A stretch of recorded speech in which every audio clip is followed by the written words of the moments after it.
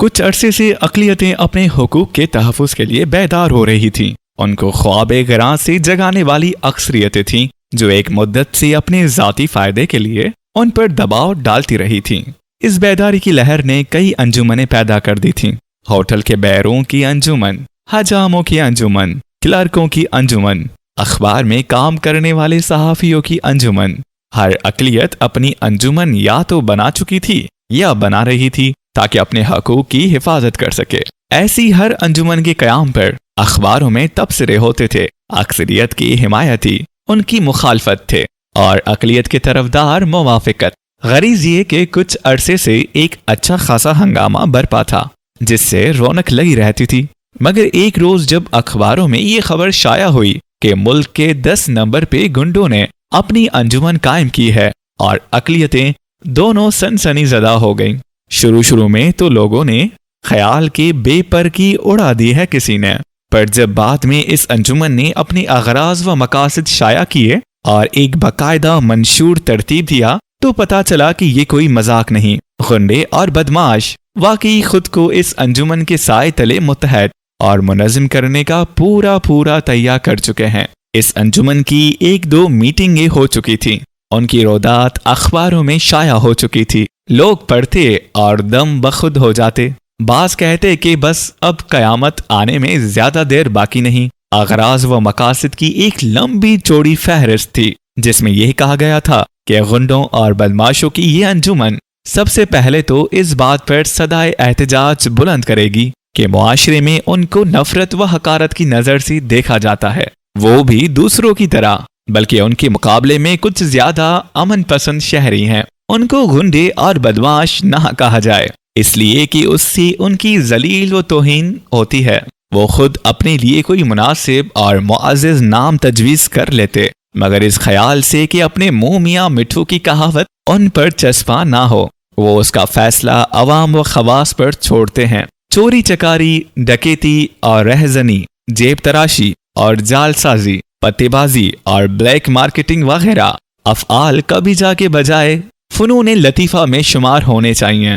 ان لطیف فنوں کے ساتھ اب تک جو برا سلوک روا رکھا گیا ہے اس کی مکمل تلافی اس یونین کا نصف العین ہے۔ ایسے ہی کئی اور اغراض و مقاصد تھے جو سننے اور پڑھنے والوں کو بڑے عجیب و غریب معلوم ہوتے تھے۔ بظاہر ایسا تھا کہ چند بے فکر ظریفوں نے لوگوں کی تفریح کے لیے یہ سب باتیں گڑی ہیں۔ یہ چٹکلا ہی تو معلوم ہوتا تھا کہ یونین اپنے ممبروں کی قانونی حفاظت کا ذمہ لے گی اور ان کی سرگرمیوں کے لیے سازگار اور خوشگوار فضا پیدا کرنے کے لیے پوری جدوجہد کرے گی۔ وہ حکام وقت پر زور دے گی کہ یونین کے ہر رکن پر اس کے مقام اور رتبے کے لحاظ سے مقدمہ چلایا جائے اور سزا دیتے وقت بھی اس کو پیش نظر رکھا جائے۔ حکومت لوگوں کو اپنے گھروں میں چوروں کا برقی الارم نہ لگانے دے، اس لیے کہ بعض اوقات یہ ہلاکت خیز ثابت ہوتا ہے۔ جس طرح سیاسی قیدیوں کو جیل میں اے اور بی کلاس کی مراعات دی جاتی ہیں، اسی طرح یونین کے ممبروں کو دی جائیں۔ یونین اس بات کا بھی ذمہ لیتی تھی کہ وہ اپنے ممبروں کو ضعیف اور ناکارہ یا کسی حادثے کا شکار ہو جانے کی صورت میں ہر ماہ گزارے کے لیے معقول رقم دے گی۔ جو ممبر کسی خاص شعبے میں مہارت حاصل کرنے کے لیے باہر کے ممالک میں جانا چاہے گا اسے وظیفہ دے گی، وغیرہ وغیرہ۔ ظاہر ہے کہ اخباروں میں اس یونین کے قیام پر خوب تبصرہ بازی ہوئی۔ قریب سب اس کے خلاف تھے۔ بعض رجعت پسند کہتے تھے کہ یہ کمیونزم کی انتہائی شکل ہے اور اس کے بانیوں کے ڈانڈے کریملن سے ملاتے تھے۔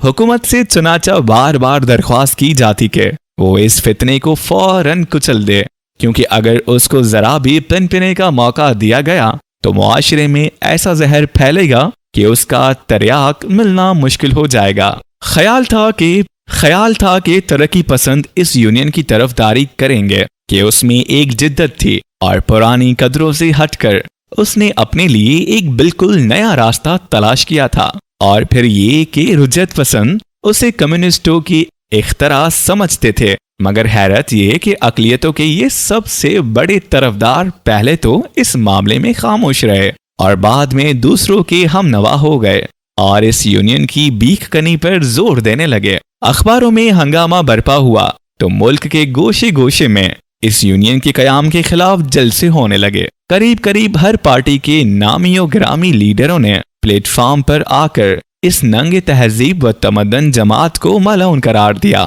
اور کہا کہ یہی وقت ہے جب تمام لوگوں کو اپنے آپس کے جھگڑے چھوڑ کر اس فتنہ عظیم کا مقابلہ کرنے کے لیے اتحاد، نظم اور یقین محکم کو اپنا موٹو بنا کر ڈٹ جانا چاہیے۔ اس سارے ہنگامے کا جواب یونین کی طرف سے ایک پوسٹر کے ذریعے سے دیا گیا، جس میں بڑے اختصار کے ساتھ یہ کہا گیا کہ پریس اکثریت کے ہاتھ میں ہے، قانون اس کی پشت پر ہے، مگر انجمن کے حوصلے اور ارادے پست نہیں ہوئے۔ وہ کوشش کر رہی ہے کہ بہت سی رقم دے کر کچھ اخبار خرید لے اور ان کو اپنے حق میں کر لے۔ یہ پوسٹر ملک کے در و دیوار پر نمودار ہوا تو فوراً بعد کئی شہروں سے بڑی چوریوں اور ڈکیتیوں کی اطلاعیں وصول ہوئیں، اور اس کے چند روز بعد جب ایک 2 اخباروں نے دبی زبان میں گنڈوں اور بدکاروں کی یونین کے اغراض و مقاصد میں اصلاحی پہلو کر دینا شروع کیا تو لوگ سمجھ گئے کہ پس پردہ کیا ہوا ہے۔ پہلے ان 2 اخباروں کی اشاعت ہونے نہ ہونے کے برابر تھی، نہایت ہی گھٹیا کاغذ پر چھپتے تھے، لیکن دیکھتے ہی دیکھتے کچھ ایسی کایا کلپ ہوئی کہ لوگ دنگ رہ گئے۔ سب سے اچھا ایڈیٹوریل اسٹاف ان 2 پرچوں کے پاس تھا۔ دفتر میں ایک کے بجائے 2 ٹیلی پرنٹر تھے۔ تنخواہ مقرر وقت سے پہلے مل جاتی تھی، بونس الگ ملتا تھا، گھر کا الاؤنس، ٹانگے کا الاؤنس، سگریٹوں کا الاؤنس، چائے کا الاؤنس، مہنگائی الاؤنس، یہ سب الاؤنس مل کر تنخواہ سے دگنے ہو جاتے تھے۔ جو دختے زر کے روسیا تھے ان کو مفت پر مٹ ملتا تھا، اور بہترین اسکاچ وسکی کنٹرولڈ قیمت پر دستیاب ہوتی تھی۔ عملے کے ہر آدمی سے باقاعدہ کانٹریکٹ کیا گیا تھا، جس میں ملک کی طرف سے یہ اقرار تھا کہ اس کے گھر میں کبھی چوری ہوئی یا اس کی جیب کاٹ لی گئی تو اس سے نقصان کے علاوہ ہر جانا بھی ادا کیا جائے گا۔ ان 2 اخباروں کی اشاعت دیکھتے دیکھتے ہزاروں تک پہنچ گئی۔ تعجب ہے کہ پہلے جب ان کی اشاعت کچھ بھی نہیں تھی تو یہ ہر روز کثیر الاشاعت ہونے کے بلند بانگ دعوے کرتے تھے، مگر جب ان کی کایا کلپ ہوئی تو اس معاملے میں بالکل خاموش ہو گئے۔ بیک وقت البتہ ان دونوں اخباروں نے کچھ عرصے کے بعد یہ اعلان چھاپا کہ ہماری اشاعت اس حد تک جا پہنچی ہے کہ اگر ہم نے اس سے تجاوز کیا تو تجارتی نقطۂ نظر سے نقصان ہی نقصان ہے۔ ان کی علمی و ادبی ایڈیشنوں میں عجیب و غریب موضوعات پر مضمون شائع ہوتے تھے۔ یہ 4-5 تو بڑے ہی سنسنی خیز تھے۔ بلیک مارکیٹ کے فوائد، معاشیات کی روشنی میں معاشرتی اور مجلسی دائرے میں قہوہ خانوں کی اہمیت، دروغ گورا حافظ باشد، جدید سائنٹیفک تحقیق، بچوں میں قتل و غارت گری کی فطری رجحانات، سیادت پر سیر حاصل تبرہ، دنیا کے خوفناک ڈاکو اور تقدیس مذہب۔ اشتہار بھی کم عجیب و غریب نہیں تھے، ان میں مشتہر کا نام اور پتہ نہیں ہوتا تھا، سرخیاں دے کر مطلب کی بات مختصر لفظوں میں ادا کر دی جاتی تھی۔ چند سرخیاں ملاحظہ ہوں، چوری کے زیورات خریدنے سے پہلے ہمارا نشان ضرور دیکھ لیا کریں، جو کھرے مال کی ضمانت ہے۔ بلیک مارکیٹنگ میں صرف اسی فلم کے ٹکٹ فروخت کیے جاتے ہیں جو تفریح کا بہترین سامان پیش کرتا ہے۔ دودھ میں کن طریقوں سے ملاوٹ کی جاتی ہے؟ رسالہ دودھ کا دودھ، پانی کا پانی مطالعہ فرمائیے۔ ٹونے، ٹوٹکے، گنڈے اور تعویذ، عملے ہمزاد اور تسخیر محبوب کے جنتر منتر سب جھوٹے ہیں۔ خود کو دھوکہ دینے کے بجائے معشوق کو دھوکہ دیجیے۔ کھانے پینے کی صرف وہ چیزیں خریدیے جن میں ضرر رساں چیزوں کی ملاوٹ نہ ہو۔ ایک الگ کالم میں بلیک مارکیٹ کے آج کے بھاؤ کے عنوان تلے ان تمام چیزوں کی کنٹرولڈ قیمت درج ہوتی تھی جو صرف بلیک مارکیٹ سے دستیاب ہوتی تھی۔ لوگوں کا کہنا تھا کہ ان قیمتوں میں 1 پائی کی بھی کمی بیشی نہیں ہوتی۔ جو چھپے چوری کا خاص نشان لگایا ہوا مال خریدتے تھے انہیں ارزان قیمت پر 16 آنے کھرا مال ملتا تھا۔ غنڈوں، چوروں اور بدکاروں کی انجمن جب آہستہ آہستہ نیک نامی حاصل کرنے لگی تو ارباب بسط و کشاد کی تشویش 2 چند ہو گئی۔ حکومت نے اپنی طرف سے خفیہ طور پر بہت کوشش کی کہ اس کے اڈے کا سراغ لگائے، مگر کچھ پتہ نہ چلا۔ यूनियन की तमाम सरगर्मियां ज़ेरे ज़मीन यानी अंडरग्राउंड थीं। ऊंची सोसाइटी के चंद अराकीन का ख्याल था कि पुलिस के बाज बदकमाश अफसर इस यूनियन से मिले हुए हैं, बल्कि इसके बाकायदा मेंबर हैं और हर माह अपनी नाजायज ज़राए से पैदा की हुई आमदनी का बेशतर हिस्सा बतौर जजिए के देते हैं। यही वजह है कि कानून का निश्तर मुआशरे के इस निहायत ही महलिक फोड़े तक नहीं पहुंच सका। जितने मुंह उतनी बातें। मगर ये बात काबिल गौर थी कि अवाम में जो इस यूनियन के कयाम से बेचैनी फैली थी अब बिल्कुल मफकूद थी। मकसूद तबका इसकी सरगर्मियों में बड़ी दिलचस्पी ले रहा था। सिर्फ ऊंची सोसाइटी थी जो दिन ब दिन खाइफ होती जा रही थी। इस यूनियन के खिलाफ यूं तो आए दिन तकरीरें होती थीं और जगह जगह जलसे मुनाकिद हुए थे, मगर अब वो पहला सा जोश व खरोश नहीं था। चनाचा उसको असर नो शदीद बनाने के लिए टाउन हॉल में एक अजीमुशान जलसे के इनेकाद का ऐलान किया गया। करीब करीब हर शहर की मौजिज हस्तियों को नुमाइंदगी के लिए मदऊ किया गया। मकसद इस जलसे का ये था कि इत्तिफाक़े राय से गुंडों, शोदों और बदकारों की इस यूनियन के खिलाफ मुज़म्मत का वोट पास किया जाए और अवामुन्नास को इन खौफनाक जरासीम से कमा का आगाह किया जाए जो इसके वजूद से मुआशरती व मजलिसी दायरे में फैल चुके हैं और बड़ी सरअत से फैल रहे हैं। जलसे की तैयारी पर हजारों रुपए खर्च किए गए। मजलिसे इंतजामिया और मजलिसे इस्तकबालिया ने मंदूबैन के आराम व आसाइश के लिए हर मुमकिन सहूलत मुहैया की। कई इजलास हुए और बड़े कामयाब रहे। इनकी रिपोर्ट यूनियन के पर्चों में मन व अन शाया होती रही। मुजम्मत के जितने वोट पास हुए बिला तबसरा छुपते रहे। दोनों अखबारों में उनको नुमाया जगह दी जाती थी। आखिरी इजलास बहुत अहम था। मुल्क की तमाम मकरू व मुआज़िम हस्तियां जमा थीं। अमरा व वज़रा सब मौजूद थे। हुकूमत के आला आला अफसर भी मदऊ थे। बड़े जोरदार अल्फाज में तकरीरें हुईं और मजहबी, मजलिसी, मुआशी, जमालियाती और नफ्सियाती गर्ज की हर मुमकिन नुक्ता नज़र से गुंडों और बदमाशों की तंजीम के खिलाफ दलाइल व बराहीन पेश किए गए और साबित कर दिया गया कि इस तबकाए असफल का वजूद हयात इंसानी के हक में जहर कातिल है। मुज़म्मत का आखिरी रिजोल्यूशन जो बड़े बाअसर अल्फाज पर मुश्तमिल था, इत्तिफाक़े राय से पास हुआ तो हाल तालियों के शोर से गूंज उठा। जब थोड़ा सुकून हुआ तो पिछले बंजों में एक शख्स खड़ा हुआ। उसने सदर से मुखातिब होकर कहा, साहिब सदर, इजाजत हो तो मैं कुछ अर्ज करना चाहता हूँ। सारे हाल की निगाहें उस आदमी पर जम गईं। सदर ने बड़ी तमकनत से पूछा, मैं पूछ सकता हूँ आप कौन हैं? उस शख्स ने, जो बड़े सादा मगर खुश वज़ा कपड़ों में मलबूस था, ताजीम के साथ कहा, मुल्क व मिल्लत का एक अदना तरीन खादिम और कौरंश बजा लाया। सदर ने चश्मा लगाकर उसे गौर से देखा और पूछा, आप क्या कहना चाहते हैं? इस मुआमानुमा मर्द ने मुस्कुरा कर कहा कि हम भी मुंह में जबान रखते हैं। इस पर सारे हाल में चे मैगोइयां होने लगी। डाइस पर खुसूसन सब के सब मौज़िज़ीन और कायदीन सवालिया निशान बनकर एक दूसरे की तरफ देखने लगे। सदर ने अपनी तमकनत को जरा और तमकीन बनाकर पूछा, आप कहना क्या चाहते हैं? मैं अभी अर्ज करता हूँ। ये कहकर उसने जेब से एक बेदाग सफेद रुमाल निकाला, अपना मुंह साफ किया और उसे वापस जेब में रखकर बड़े पार्लियामानी अंदाज में गोया हुआ, साहिब सदर और मौजिज हजरात। डाइस के एक तरफ देखकर वो रुक गया। मुआफी का तलबगार हूँ। मोहतरमा बेगम मर्ज़बान खिलाफ मामूल आज पिछले सोफे पर तशरीफ फरमा है। साहिब सदर, खातून मुकर्रम और मौजिज हजरात। बेगम मर्ज़बान ने दे नेस्टी बैग में से आईना निकालकर अपना मेकअप देखा और गौर से सुनने लगी। बाकी भी हमातन गोश थे। हरीफी मतलब मुश्किल नहीं, फसूने न्याज, दुआ कबूल हो या रब के उम्र खजरे दराज। कुछ देर रुककर वो एक अदा से मुस्कुराया। हजरत गालिब, इस इजलास में और इससे पहले मजलिसी दायरे की एक मफरूजा तबका असफल के बारे में जो जहर फशानी की गई है, आपके इस खाकसार ने बड़े गौर से सुनी है। सारे हाल में खुसर फुसर होने लगी। सदर की नाक के बांसे पर चश्मा फिसल गया। आप हैं कौन?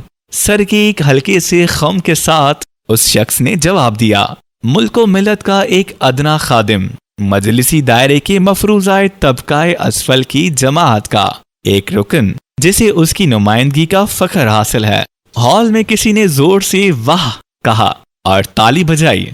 चोरों, अचक्कों और गुंडों की यूनियन के नुमाइंदे ने सर को फिर हल्की सी जंबिश दी और कहना शुरू किया, क्या अर्ज करूं, कुछ कहा नहीं जाता। वहां गया भी मैं तो उनकी गालियों का क्या जवाब। याद थी जितनी दुआएं सरफे दरबां हो गईं। इस इजलास में इस जमात के खिलाफ जिसका ये खाकसार नुमाइंदा है, इस कदर गालियां दी गई हैं, इस कदर लानत मलामत की गई है कि सिर्फ इतना कहने को जी चाहता है, लो वो भाई कहते हैं ये बेनंगो नाम है। साहिब सदर मोहतरम बेगम मर्ज़बान और मोअज़्ज़ज़ हजरात। बेगम मर्ज़बान की लिपस्टिक मुस्कुराई। बोलने वाली ने आंखें और सर झुकाकर तस्लीम अर्ज किया, मोहतरम बेगम मर्ज़बान और मोअज़्ज़ज़ हजरात, मैं जानता हूं कि यहाँ मेरी जमात का कोई हमदर्द मौजूद नहीं। आप में से एक भी ऐसा नहीं जो हमारा तरफदार हो। दोस्त गर कोई नहीं है जो करे चारागिरी। ना सही एक तमन्नाए दवा है तो सही।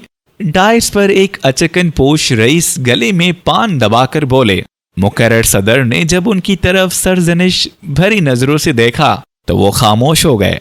चोरों और बदकारों की यूनियन के नुमाइंदे के पतले पतले होठों पर शफाफ मुस्कुराहट नमूदार हुई। मैं अपनी मुख्तसरीर तकरीर में जो शेर भी इस्तेमाल करूंगा हजरत गालिब का होगा। बेगम मर्ज़बान ने बड़े भोलेपन से कहा, आप तो बड़ी लायक मालूम होते हैं। बोलने वाला कोरंच बजाया लिया और मुस्कुराकर कहने लगा, सीखे हैं मारुखों के लिए हम मसूरी, तकरीब कुछ तो बहरे मुलाकात चाहिए। सारा हॉल कहकों और तालियों से गूंज उठा। बेगम मर्ज़बान ने उठकर सदर के कान में कुछ कहा, जिसने हाजरीन को चुप रहने का हुक्म दिया। खामोशी हुई तो चोरों और लफंगों की यूनियन के नुमाइंदे फिर बोलना शुरू किया। साहिब सदर, मोहतरम बेगम मर्ज़बान और मोअज़्ज़ज़ हजरात, गर्चे है किस किस बुराई से दिले बाए हमा, जिक्र मेरा मुझसे बेहतर है कि इस महफिल में है, लेकिन सच पूछिए तो इससे तसली नहीं होती। मैं तासिफ का इजहार किए बगैर नहीं रह सकता कि इस तबके के साथ जिसकी नुमाइंदगी मेरी जमात करती है निहायत बेइंसाफी हुई है। इसको अब तक बिल्कुल गलत रंग में देखा जाता रहा है और यही कोशिश की जाती रही है कि इसे मलऊन व मतऊन करार देकर खारिज अज समाज कर दिया जाए। मैं इन मुतहर हस्तियों को जिन्होंने इस शरीफ और मोअज़्ज़ज़ तबके को संसार करने के लिए पत्थर उठाए हैं, आतिशी कदा है सीना मरा राजे नहा से, एवाए अगर मर्ज़े इजहार में आवे। सदर ने दफअतन गरज कर कहा, खामोश, बस अब आपको मजीद बोलने की इजाजत नहीं है। मुकर्रर ने मुस्कुराकर कहा, हजरत गालिब की इसी गजल का एक शेर है, दे मुझको शिकायत की इजाजत के सितमगर, कुछ तुझको मजा भी मेरे आजार में आवे। हाल तालियों से शोर से गूंज उठा। सदर ने इजलास बर्खास्त करना चाहा, मगर लोगों ने कहा कि नहीं, चोरों और गुंडों की यूनियन के नुमाइंदे की तकरीर खत्म हो जाए तो कार्रवाई बंद की जाए। सदर और दूसरे अराकीन इजलास ने पहले आमादगी जाहिर ना की, लेकिन बाद में राय आमा के सामने उन्हें झुकना पड़ा। मुकर्रर को बोलने की इजाजत मिल गई। उसने साहिब सदर का मुनासिब व मौजू अल्फाज में शुक्रिया अदा किया और कहना शुरू किया, हमारी यूनियन को सिर्फ इसलिए नफरत व तहकीर की नजर से देखा जाता है कि ये चोरों, उठाईगीरों, रहजनों और डाकुओं की अंजुमन है जो उनके हकों के तहफ़्फ़ुज़ के लिए कायम की गई है। मैं आप लोगों के जज्बात बखूबी समझता हूँ। आपका फौरी रद्द अमल किस किस्म का था मैं इसका तस्वर भी कर सकता हूँ, मगर चोरों, डाकुओं और रहजनों के हुकूक क्या नहीं होते या नहीं हो सकते। मैं समझता हूँ कोई सलीमुल दिमाग आदमी ऐसा नहीं सोच सकता। जिस तरह सबसे पहले इंसान है, बाद में सेठ हैं, रईस आजम हैं, म्यूनिसिपल कमिश्नर हैं, वजीर दाखिला हैं या खारजा, इसी तरह वो भी सबसे पहले आप ही की तरह इंसान है। चोर, डाकू, उठाईगीरा, जेब कतरा और ब्लैक मार्केटर बाद में है। जो हुकूक दूसरे इंसानों को इस सकफे नेलोफरी के नीचे मुहैया हैं, वो उसे भी मुहैया और होने चाहिए। जिन नेमतों से दूसरे इंसान मतमता होते हैं, उनसे वो भी मुस्तफीज होने का हक रखता है। मैं ये समझने से कासिर हूँ कि एक चोर या डाकू क्यों शेर लतीफ से खाली समझा जाता है, क्यों उसे एक ऐसा शख्स मतसूर किया जाता है जो मामूली हसियात से भी आरी है। माफ फरमाइए, वो अच्छा शेर सुनकर इसी तरह फड़क उठता है जिस तरह कोई दूसरा सुखन फहम सुबह बनास और शाम औद से सिर्फ आप ही लुत्फ अंदोज नहीं होते, वो भी होता है। सरताल की उसको भी खबर है, वो सिर्फ पुलिस के हाथों ही गिरफ्तार होना नहीं जानता, किसी हसीना के दामे उल्फत में गिरफ्तार होने का सलीका भी जानता है। शादी करता है, बच्चे पैदा करता है, उनको चोरी से मना करता है, झूठ बोलने से रोकता है। खुदा न खास्ता अगर इनमें से कोई मर जाए तो उसके दिल को भी सदमा पहुंचता है। ये कहते हुए उसकी आवाज किसी कदर गुलूगीर हो गई, लेकिन फौरन ही उसने रुख बदला और मुस्कुराते हुए कहा, हजरत गालिब के इस शेर का जो मजा वो ले सकता है, माफ कीजिए, आप में से कोई भी नहीं ले सकता। ना लुटता दिन को तो कब रात को यूं बेखबर सोता, रहा खुटका ना चोरी का, दुआ देता हूँ रहजन को। सारा हाल शगुफ्ता होकर हंसने लगा। बेगम मर्ज़बान भी, जो तकरीर के आखिरी हिस्से पर कुछ अफसरदासी हो गई थी, मुस्कुराई। मुकर्रर ने उसी तरह पतली पतली शफाफ मुस्कुराहट के साथ कहना शुरू किया, मगर अब ऐसे दुआ देने वाले कहाँ। बेगम मर्ज़बान ने बड़े भोलेपन के साथ आह भरकर कहा, और वो रहजन भी कहाँ। मुकर्रर ने तस्लीम किया। आपने बजा इरशाद फरमाया, बेगम मर्ज़बान, हमें इस अफसोसनाक हकीकत का कामिल एहसास है। यही वजह है कि हमने मिलकर अपनी अंजुमन बना डाली है।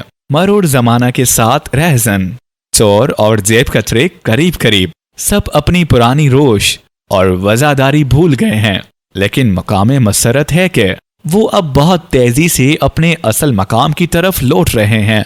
लेकिन मैं इन हजरात से, जो इन गरीबों की बेखुनी में मसरूफ हैं, ये गुस्ताखाना सवाल करना चाहता हूँ कि अपनी इस्लाह के लिए अब तक उन्होंने क्या किया है। मुझे कहना तो नहीं चाहिए, मगर तकाबुल के लिए कहना पड़ता है कि हमें निहायत जलील, चोरी और सफाक डाकू कहा जाता है।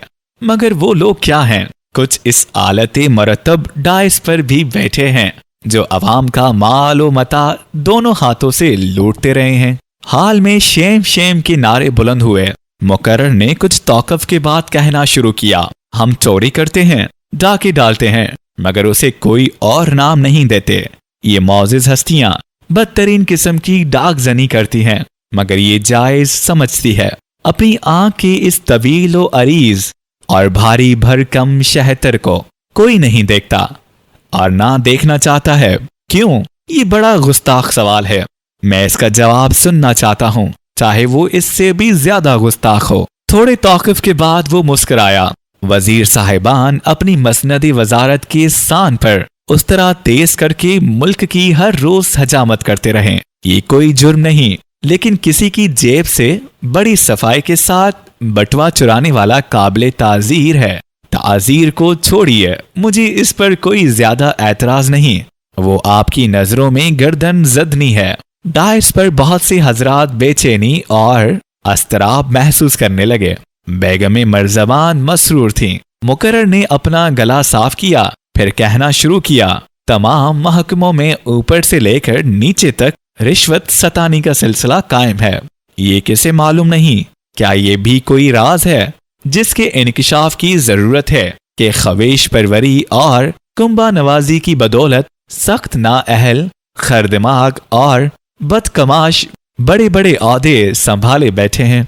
माफ फरमाइएगा, इधर हमारे तबके में ऐसे अफसोसनाक हालात मौजूद नहीं। कोई चोर अपने किसी अजीज को बड़ी चोरी के लिए मुंतखब करेगा।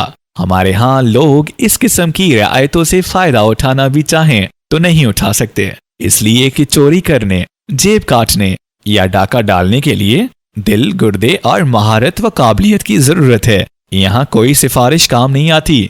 हर शख्स का काम ही खुद उसका इम्तिहान है, जो उसको फौरन नतीजे से बाखबर कर देता है। हाल में सब खामोश थे और बड़े गौर से तकरीर सुन रहे थे। थोड़े से वक्फे के बाद मुकर्रर की आवाज फिर बुलंद हुई, میں بدکاری معاف کر سکتا ہوں لیکن خامکاری ہرگز معاف نہیں کر سکتا۔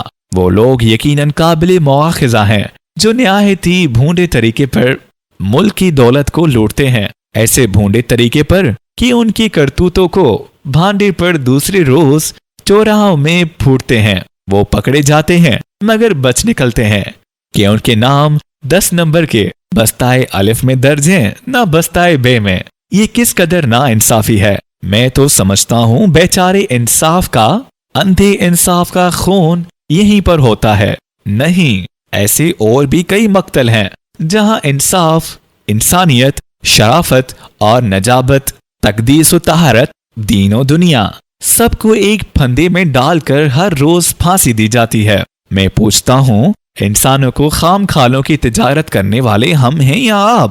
میں سوال کرتا ہوں، عزمنا عتیق کی بربریت کی طرف امن پسند انسانوں کو کشاں کشاں کھینچ کر لے جانے والے ہم ہیں یا آپ؟ اور استفسار کرتا ہوں کہ دوسری اجناس کی طرح ملاوٹ کر کے اپنے ایمان کو آپ بیچتے ہیں یا ہم؟ حال پر قبر کی سی خاموشی طاری تھی۔ مقرر نے جیب سے اپنا سفید رومال نکال کر منہ صاف کیا اور اسے ہوا میں لہرا کر کہا، صاحب صدر، خاتون مکرم اور معزز حضرات، مجھے معاف فرمائیے کہ میں ذرا جذبات کی روح میں بہہ گیا۔